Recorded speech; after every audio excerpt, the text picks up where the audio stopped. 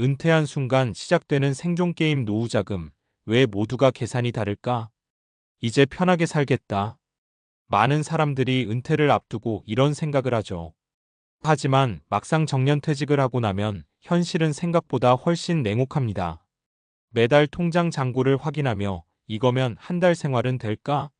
이를 고민하고 예상치 못한 지출이 생기면 순식간에 허덕이게 되죠. 바로 이 순간 은퇴는 생존 게임이 됩니다.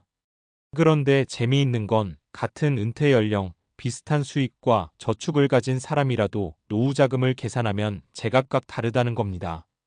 누군가는 충분히 넉넉하다고 하고 누군가는 절반도 안 된다고 하고요. 왜 이런 차이가 생기는 걸까요? 오늘은 은퇴 준비와 노후 자금에 대해 조금 더 현실적이고 구체적으로 이야기해 보겠습니다. 1. 노후 준비 시작점이 다르면 결과도 달라진다. 노후 자금 계산이 다른 가장 큰 이유는 출발점이 다르기 때문입니다. 은퇴 전 재정 상태, 부채, 자녀 교육비, 생활비 수준 등 개인별 환경이 모두 다르니까요. 예를 들어 50대 초반인 김 씨와 박 씨를 비교해 봅시다. 김 씨는 30대 초반부터 꾸준히 퇴직연금과 개인연금을 넣었습니다. 월급의 10% 이상은 항상 저축으로 돌렸고 큰 빚도 없습니다. 반면 박 씨는 40대까지 지금 벌고 지금 쓰는 생활을 했습니다. 신용카드 빚과 집 대출이 남아있어 노후 자금이 충분치 않습니다. 같은 은퇴 시점이라도 두 사람의 노후 자금 계산은 천지 차이죠. 김 씨는 은퇴 후에도 월 300만 원 정도 안정적인 생활이 가능하지만 박 씨는 매달 생활비를 맞추기 위해 투자 수익률에 의존해야 하는 상황이 될 수도 있습니다.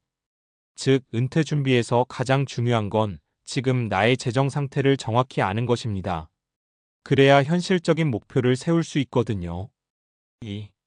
은퇴 후 생활비, 사람마다 천차만별. 노후 자금을 이야기할 때 또 하나 혼동되는 부분이 필요 생활비입니다. 사람마다 생활 패턴과 가치관이 다르니까요. 이수진 씨는 은퇴 후 여행을 즐기고 외식과 취미에 돈을 쓰는 걸 중요하게 생각합니다. 그녀는 은퇴 후 월 350만 원 정도가 있어야 만족스럽다고 합니다. 반면 김철수 씨는 집에서 조용히 책 읽고 마을 산책을 즐기는 생활을 원합니다. 그는 월 150만 원만 있어도 충분하다고 느낍니다. 같은 연령, 같은 자산이라도 필요 생활비라는 변수가 달라지면 노후 자금 계산은 완전히 달라지죠. 그래서 재무 상담사들은 은퇴자들에게 나에게 진짜 필요한 생활비를 먼저 정의하라고 강조합니다. 막연히 월 200만 원이면 되겠지 하는 생각은 위험하다는 뜻이죠. 3. 수익률과 인플레이션 예측 불가능의 변수. 노후 자금을 계산할 때 또 하나 큰 변수는 투자 수익률과 인플레이션입니다. 예를 들어 1억 원을 가지고 은퇴한다고 해도 은행 이자만으로 생활하려면 현실적으로 턱없이 부족합니다. 주식, 채권, 연금 등 투자 상품을 섞어야 하는데 수익률은 절대 확정적이지 않죠. 또한 물가는 매년 조금씩 오릅니다. 은퇴 초반에는 충분해 보이는 금액도 10년 후에는 생활 수준을 유지하기 어렵게 됩니다. 사례로 들면 박정희 씨는 은퇴 전 3% 수익률을 가정하고 계획을 세웠습니다. 그러나 실제로는 12%대에 머물러 은퇴 5년 차에 생활비 부족을 경험하게 되었죠.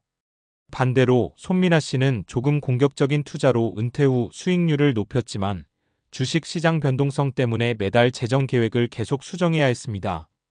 결국 은퇴 후 자금 계획은 유연성과 대비가 필수입니다. 고정된 숫자보다 변동성을 감당할 준비를 해야 한다는 의미죠. 4.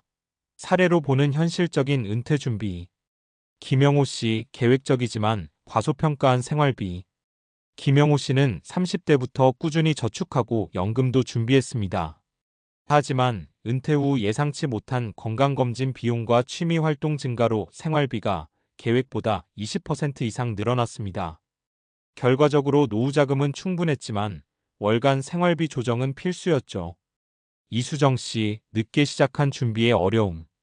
이수정 씨는 40대 후반까지 저축을 거의 하지 않았습니다.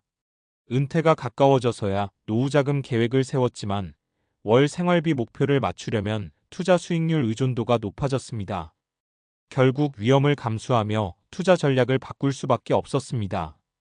박민수 씨 생활비와 가치관 맞춤 계획.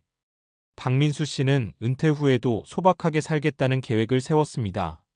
5월 생활비를 낮추고 집을 작게 줄였으며 여행과 취미는 적당히 즐기는 수준으로 맞췄습니다. 결과적으로 예상보다 적은 자금으로도 안정적인 은퇴 생활이 가능했습니다. 이 세 가지 사례에서 볼 수 있듯이 노후자금 계산이 다른 이유는 단순히 얼마를 모았는지가 아니라 생활 방식, 가치관, 투자 전략, 예상치 못한 변수까지 모두 다르기 때문입니다. 5. 결론, 은퇴 준비, 숫자보다 나를 아는 게 먼저. 결국 은퇴 준비에서 중요한 건 자신의 현재 상태와 가치관을 정확히 아는 것입니다. 얼마를 모았는가? 앞으로 생활비는 어느 정도 필요한가? 위험을 감수하고 투자할 수 있는가?